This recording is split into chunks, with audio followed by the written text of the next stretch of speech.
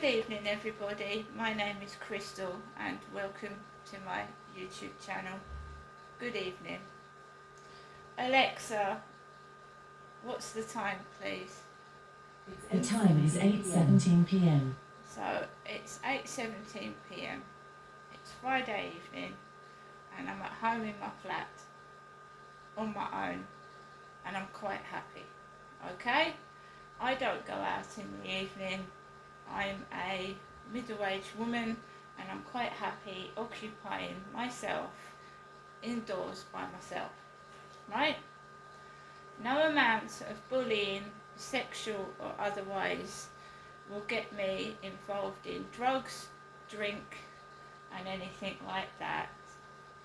I know. If people have done it to me before, I'll take that, do that. No. I've got my own mind, I've got my own opinion, I'm a strong woman and I won't be influenced by anybody. I've gone through a lot.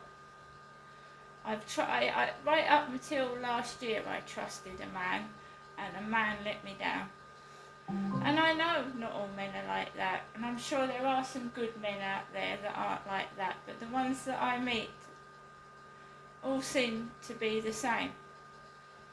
And whether it's something that I'm giving out or had been, I'm a very kind person. I like to give people compliments. And when I say to somebody, you look younger than you are, I mean it. And when I like to make people feel good about themselves, it doesn't mean I fancy them or I'm interested in them in a sexual way, but it gets misconstrued. And so I think for the time being I'm just going to stay out of everybody's way and just keep by myself. And it also gives me a time to work things through and just, you know, keep myself out of the equation and just, I'm still going to be myself, don't get me wrong, I'm not standing for bullshit. I will always stick up for myself because when I was a child I was bullied to fuck and it affected my schooling. I would like to know why it's been going on since I was a kid and what I did wrong as a child, and if people have always been like this then I'm completely different, and I'm glad I'm completely different as well because I wouldn't want to be a nasty piece of shit. So guys, when you live alone, it's important that you look after your health. It's important that you make yourself feel good, and you have to rely on yourself. So if my bulb breaks, right, I've got nobody to stand on the sofa and fix it for me. I do it myself. And if I'm sick, then the washing up accumulates in the sink. I can't, the rubbish accumulates. I've got no one to help me, right? I haven't. I'll tell you one thing, it makes you stronger. When you wake up in the morning and know that you can't rely on anybody but yourself, it makes you stronger. You tend to not, you know, you do the chores when you're sick. So even when you've got excruciating stomachache or an excruciating pain, you get up and you have to do things yourself. Pets rely on you, whether you're sick or not, they rely on you to feed them. So when you're on your own, you've got no one else to feed your pets. You feed them yourself, whether you're sick or you're in. And you get on with it. So I'm a strong person and I just get on with things. And as I've said, the first part of this week was extremely stressful, starting on Sunday. I don't need stupid adults acting like children and taking the piss out of the way someone looks and being silly. That's absolutely ridiculous and so childish, it's unbelievable. Right? But that dog made me jump out my skin. My nerves have been on edge, that I was shaking, and hopefully now it stops.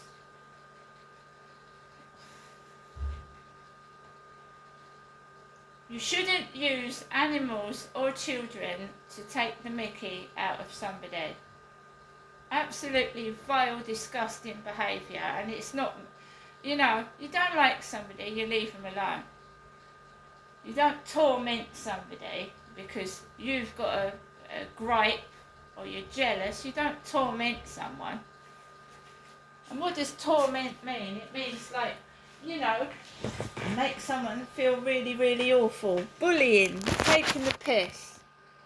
Right? I do something with my life. I do something with it.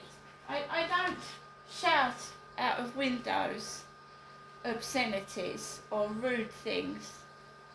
I focus on trying to help other people going through what I'm going through, and that's what these bullies should do, shouldn't they? Understand why they feel like they do. I've been bullied. I don't go around bullying other people because I was bullied. If someone punches me in the face, I don't go in the street and punch someone in the face because someone's punched me in the face. And this is what a bully does. An vengeful person. So a bully has a bad day, so they get on their keyboard and they text me bullshit. They want to start on me. They think starting on me is going to make them feel better. And in fact, it can make them worse.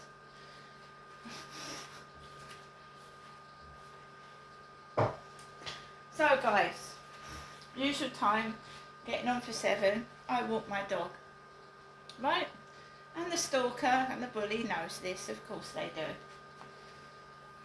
And apparently I've been ignoring them, so they like to get a bit of attention, and the only way they can get attention is to burp, fart, belch, or just be rude. I think that's going to start me off, but I just ignore it. It is painfully hard to ignore rudeness, but I just do it. And I walk slowly now. I'm not afraid of these people. I'm not afraid of them. They make me jump out of my skin. Some of them look so ridiculous, it's unbelievable and laughable. But I'm not afraid of them, so I just walk slowly. So, I go to walk around the back of the flats. There is an Asian couple pushing a pram with a child and a dog. And Chihuahuas, they get a bit uppity, and I know how my dog acts and reacts to loud noises and things that make them jump out of the skin. So I picked Max up, I put him under my arm, and I walked up the top of the road, away from this other dog. And there was a blonde woman with a ponytail, and she was an older blonde woman. She was about 40, I would say, and she had this massive brown dog, and it had an orange ball in its mouth. Bright orange. And I thought, right, I'm going to wait till I kept waiting until she'd moved on. She talked to a couple on a bench. You see, I don't speak to people after what Charlie did to me. I keep myself to myself after what he did. So you won't find me going up to strangers and talking to them, because I don't act like that. So this woman was having a chat with a couple on the bench. Then she walked off, and the dog was extremely slow, so I just waited for her to go up. And then she stopped and talked to another couple, male and female couples. So she talked to 2 couples, and I just stayed out of it, because that's how I met Charlie. He stopped and started talking to me, so I kept out of the way. And I just focused on the riverside. And I took a little video of the boat going across the water, and then I just walked around the field by myself, and I kept myself to myself, right? And then I just walked slowly off of the field, just walked slowly off of the field, and there was a couple. There's been a lot of people with ginger hair today. I was walking down Rochester High Street, and there was this extremely large girl with a really, really bright flock of ginger hair walking with her boyfriend. She had tattoos on her legs. And don't get me wrong, I don't watch pornography. Not so much now. When I was married, my husband used to watch porn. So I know what porn stars look like. And they usually dye their hair bright colours. They do. Dye their hair bright colours. Porn stars. So, I mean, walking down the high street today, you know, with everybody with their bright coloured hair, and, you know, she looked like she had stockings on. No word of a lie, I was walking behind a couple walking up Rochester High Street. Flame orange hair. And it looked like she was wearing stockings.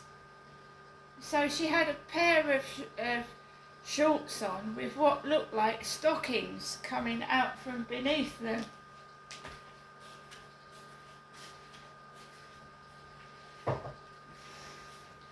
I'm a middle-aged woman, and you get elderly porn stars. There's a woman in her 80s that's a porn star. Doesn't matter what you look like in porn either, and you could be as big as a bus and be a porn star. They're not worried. I've said it before, they're not worried what your face looks like. They're not looking at that, are they? In porn films, they ain't looking at your face.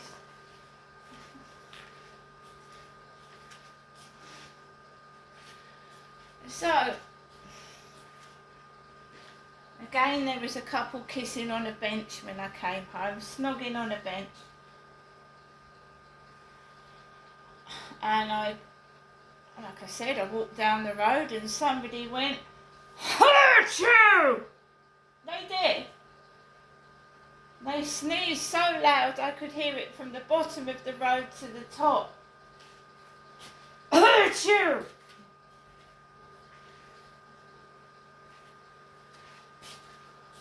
Not the first time I jumped out my skin. The bloke out of the couple on the bench flung glass bottles into the bin. And you know what glass sounds like when it drops? Fucking made me jump. I hate glass bottles. Because my father used to hit my mother with glass cider bottles. He used to belt my mother with cider bottles. And glass bottles, I hate them. I'm not frightened of them, but they should stop making glass bottles, because in domestic violence cases a lot of abuse is committed with glass bottles.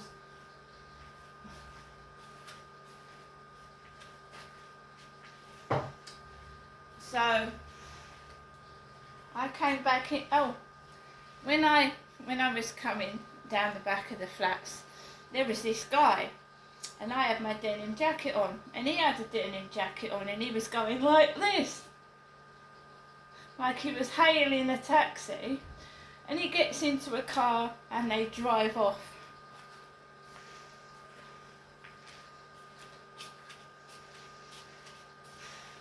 And of course I ain't going out for the evening. I'm a middle-aged woman.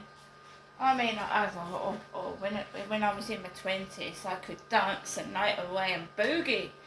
And I used to drink like a fish. Ask my ex-husband.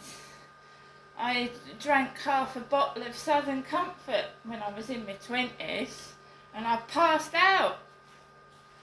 And puked up all over the carpet. Yeah. We've all done it. We've all learned our lesson how drink makes you throw up. I mean, I think that when everybody's younger, they've drunk. Then they've eaten a kebab and then it's all come up all over the floor. So I'm not missing out on anything. I'm middle-aged. And when I was 20, I was drinking like a fish. And do you know, I've even tried cigars. I've tried cigars as well, guys. And then you learn that alcohol poisons your liver and that cigarettes melt your teeth. And you don't do it anymore. As well as causing a hole in your financial pocket, fags and alcohol. Been there, done it. So I'm not missing out on anything. And the food don't taste the same. It doesn't. It don't taste the same as it used to. And now, when I've got older, I realise I can dance in my flat and I can dance like a stupid cunt and there's no one there to take the piss. Right? I'm just quite happy to sit in the summer in my fucking shorts and t-shirt and have a nice cup of cocoa, and in the winter there's nothing more that I love with my little fake fire with the logs in it all lit up, watching my fucking YouTube on my massive screen, my projector, and cuddling up to my dog, who is more understanding and more lovable than any human being ever has been to me.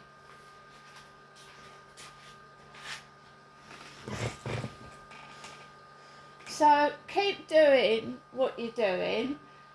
I mean, I went out with my son last Friday. My son. I've got a free weekend this weekend. I'm on my own, right? So, really not missing out on anything. You see, they think that they're winding you up and they're not winding you up at all. Because you realise that, I mean, when I was younger, I didn't go out to clubs, by the way. But we went out to pubs, we had meals in pubs, and all that kind of thing. You can be stuck in a shitty marriage. I mean, I never went on holiday in my marriage. We never went on holiday. Not once. Anywhere. You can be in a room full of people, right? And be on your own. So you can force yourself to go out. You can go to a club, be in a great club crowded full of people, but no one's speaking to you.